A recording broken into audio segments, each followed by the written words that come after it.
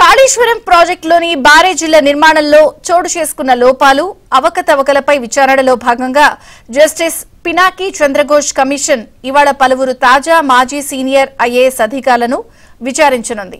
వీరిలో రాష్ట్ర ప్రభుత్వ ప్రధాన కార్యదర్శులుగా రిటైర్ అయిన సోమేష్ కుమార్, శైలేంద్ర కుమార్ జోషి ఉన్నారు. వారితో పాటు ఆర్థిక శాఖ మాజీ ముఖ్య కార్యదర్శి వి నాగిరెడ్డి, ఆ శాఖ ప్రస్తుత ప్రత్యేక ప్రధాన కార్యదర్శి కె రామకృష్ణారావు, నీటిపారుదల శాఖ మాజీ ప్రత్యేక ప్రధాన కార్యదర్శి రజత్ కుమార్, మాజీ సీఎం కేసీఆర్ కార్యదర్శిగా పనిచేసిన స్మితా సబర్వాల్ కు ఇవాళ విచారణకు హాజరు కావాలంటూ కమిషన్ సమన్లు జారీ చేసింది.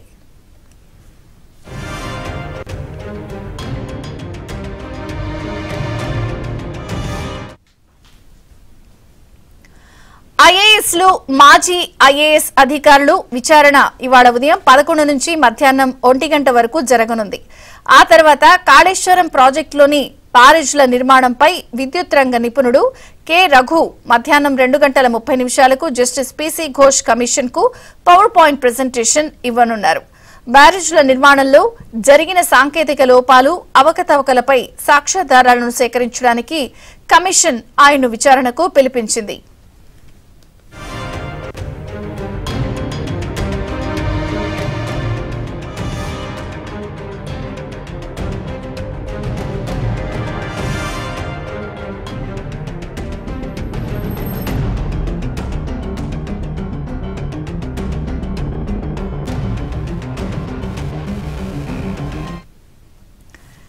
తెలంగాణ ఏర్పడిన నాటి నుంచి సుదీర్ఘ కాలం పాటు రాష్ట్ర నీటిపారుదల శాఖ ముఖ్య కార్యదర్శిగా శైలేంద్ర కుమార్ పనిచేసింది.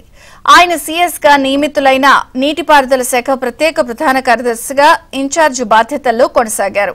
ఆయన హయాంలోనే కాళేశ్వరం ప్రాజెక్టుకి సంబంధించి చాలా వరకు నిర్ణయాలు జరగడంతో కమిషన్ ఆయన్ను పిలుస్తోంది. ఎస్కే జోషి రిటైర్ అయిన తర్వాత కొన్ని నెలల పాటు నీటిపారుదల శాఖ ప్రత్యేక ప్రధాన కార్యదర్శిగా ఇన్ఛార్జ్ బాధ్యతల్లో సోమేష్ కుమార్ వ్యవహరించడంతో విచారణకు రావాలి అంటూ కమిషన్ ఆయన్ను ఆదేశించింది. ఇక మాజీ సీఎం కేసీఆర్ కార్యదర్శిగా స్మితా సబర్వాల్ దాదాపుగా 9.5 ఏళ్ల పాటు పనిచేశారు. ఈ కాలంలో ఆమె కాళేశ్వరం ప్రాజెక్టుతో పాటు ఇతర సాగునీటి ప్రాజెక్టుల నిర్మాణాన్ని ఆ హోదాలో పర్యవేక్షించారు. దీంతో ఆమెను సైతం కమిషన్ విచారించనుంది.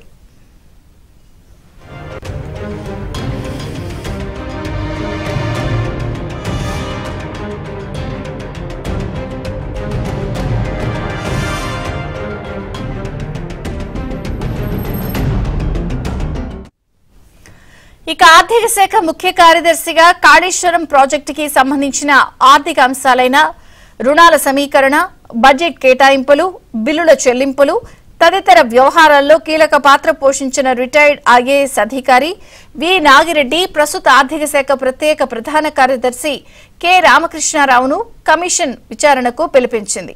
నీటిపారుదల శాఖ ప్రత్యేక ప్రధాన కార్యదర్శిగా నిరుడు పదవీ విరమణ చేసిన రజత్ కుమార్ సైతం కాళేశ్వరం ప్రాజెక్టుకి సంబంధించిన అదనపు టీఎంసీ పనులకు అనుమతులు జారీ, ఇతర వ్యవహారాల్లో కీలక పాత్ర పోషించడంతో ఆయన్ను కూడా కమిషన్ పిలిపించింది.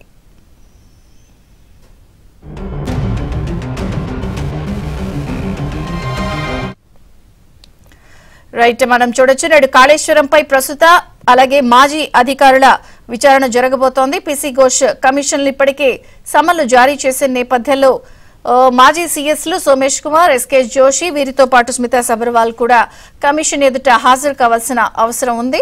మరి మరిన్ని వివరాలు మా ప్రతినిధి రాజేష్ అడిగి తెలుసుకుందాం. Rajesh. Good morning Vijayachandrika. Kaleshwaram project నిర్మాణంలో భాగంగా జరిగినటువంటి అవినీతి అక్రమాలతో పాటు ఇతరత్ర టెక్నికల్ అంశాలపైన కాంగ్రెస్ ప్రభుత్వం ఏర్పాటు చేసిన కాళేశ్వరం కమిషన్ తో పాటుగా పవర్ కమిషన్ ఇప్పటికే చాలా సీరియస్ గా వర్క్ చేస్తున్నాయి. ఇటు పవర్ కమిషన్ లో ముఖ్యమంత్రిగా పనిచేసినటువంటి కేసీఆర్ కి దాదాపు ఆ పవర్ కమిషన్ ఛత్తీస్గఢ్ విద్యుత్ కొనుగోలు ఒప్పందంలో భాగంగా జరిగినటువంటి అవకతవకలపైన నోటీసులు జారీ చేసింది 2 సార్లు. దీంతో పాటుగా కాళేశ్వరం ప్రాజెక్ట్ లో మాజీ మంత్రి ఇరిగేషన్ శాఖ మంత్రిగా పనిచేసినటువంటి హరీష్ రావుకు నోటీసులు జారీ చేశారు. ముఖ్యమంత్రిగా పనిచేసిన కేసీఆర్ కి నోటీసులు జారీ చేశారు.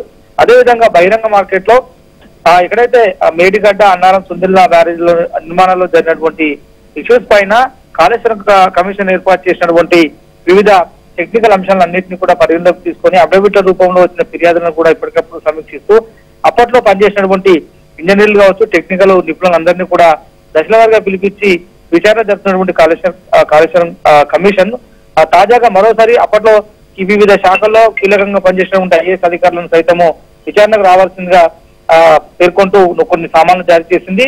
ప్రస్తుతం ఇవాళ కమిషన్ ఎదుట పీసీ ఘోష్, అదేవిధంగా సోమేష్ కుమార్, ఇతర స్మితా సబర్వాల్, రజత్ కుమార్ తో పాటు రామకృష్ణారావు, నాగిరెడ్డిలో కూడా సామాన్లు జారీ చేశారు. వీరిలో ఎవరు వస్తారో ఇవాళ కమిషన్ ఎదుట అనేది మాత్రం చూడాలి. ఎందుకంటే ఆ కమిషన్ ఏర్పాటు చేసినటువంటి కాంగ్రెస్ ప్రభుత్వం పైన ఇప్పటికే కేసీఆర్ హైకోర్టుకు వెళ్లారు. హైకోర్టు ఆ కేసీఆర్ చేసినటువంటి పిటిషన్ షాక్ ఇవ్వడంతో మరోసారి సుప్రీంకోర్టు కూడా భావిస్తున్నారు. ఎందుకంటే ఒకవైపు ఆ విద్యుత్ కొనుగోలు ఒప్పందంలో కూడా అప్పటి ఈఆర్సీ నిబంధనలకు అనుగుణంగానే బీఆర్ఎస్ ప్రభుత్వం నిర్ణయాలు తీసుకుని తప్పితే ఇందులో సొంత ప్రయోజనాలు ఏమీ లేవు, కాంగ్రెస్ ప్రభుత్వం ఉద్దేశపూర్వకంగా తమను బదనాం చేస్తుంది కాబట్టి హైకోర్టుకు వెళ్ళాలని చెప్పేసి భావించారు. అయితే హైకోర్టులో కేసీఆర్ కు చుక్కలు కావడంతో సుప్రీంకోర్టుకు వెళ్ళాలని చెప్పి బీఆర్ఎస్ పార్టీ భావిస్తా ఉంది. ఒకవైపు కమిషన్లు సీరియస్ గా పనిచేస్తున్నాయి, ఎప్పటికప్పుడు రాష్ట్ర ప్రభుత్వానికి నివేదికలు కూడా అందిస్తున్నాయి. అయితే కమిషన్లను బీఆర్ఎస్ పార్టీ నేతలందరూ కూడా కొట్టిపాలిస్తున్నటువంటి పరిస్థితి కనిపించిన హైకోర్టు కమిషన్లకు పూర్తి స్థాయి మద్దతు ఇచ్చేటువంటి అంశం ఉంది కాబట్టి త్వరలోనే దీనిపైన నిజానిజాలు తేల్చి, ఎందుకంటే ఆ మేడిగడ్డ బ్యారేజ్ కుంగిపోవడంతో ఏర్పాటైనటువంటి ఒక కమిషన్ గతంలో విజిలెన్స్ కమిషన్ ఇచ్చినటువంటి నివేదిక రిపోర్ట్ ఆధారంగా ముందుకెళ్తా ఉంది. దశల వారీగా ఇంజనీర్లను అప్పట్లో పనిచేసినటువంటి టెక్నికల్ టీం ని, అదేవిధంగా ఎన్డీఎస్ఏ టీం ఇచ్చినటువంటి రిపోర్ట్ వీటన్నిటిని ఆధారంగా చేసుకొని ఫర్దర్ విచారణకు కూడా విచారణను వేగవంతం చేసేందుకు కూడా కమిషన్ పూర్తి స్థాయి చర్యలు తీసుకుంది. జస్టిస్ ఘోష్ నేతృత్వంలో ఉన్నటువంటి యొక్క కమిషన్ ఎప్పటికప్పుడు దశల వారీగా వచ్చేటువంటి వివరాలన్నింటినీ కూడా రాష్ట్ర ప్రభుత్వానికి పంపిస్తూ ఇవాళ మరోసారి కరెక్ట్ అప్పట్లో ఐఏఎస్ అధికారులు ఎవరైతే ఉన్నారో వాళ్ళందరికీ సమాధానం ఇచ్చింది. అందులో ఎవరెవరు హాజరవుతారని మాత్రం ఇవాళ చూడాల్సిన అవసరం అయితే ఉంది.